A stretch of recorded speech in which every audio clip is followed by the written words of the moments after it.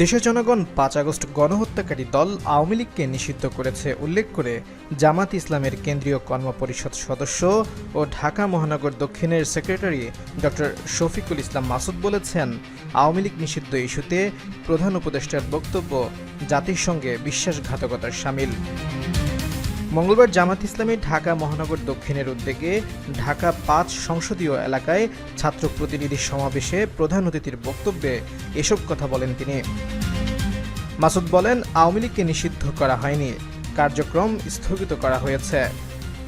যে কোনো সময় আওয়ামী লীগের কার্যক্রম সচল হতে পারে বলে প্রধান উপদেষ্টার যে বক্তব্য গণমাধ্যমে এসেছে, ওই বক্তব্য পুরো জাতির সঙ্গে বিশ্বাসঘাতকতার শামিল।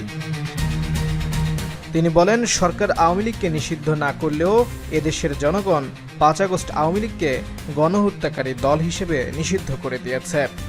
পৃথিবীর কোথাও গণহত্যাকারী দল জনগণের সামনে দ্বিতীয়বার ফিরে আসতে পারেনি, আওয়ামী লীগও ফিরে আসতে পারবে না।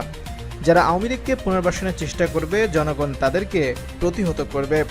জনগণের বুকে গুলি চালানো গণহত্যাকারী দল রাজনীতি করার অধিকার হারিয়েছে। জামাতের নেতা বলেন যে আওয়ামী লীগ জুলাই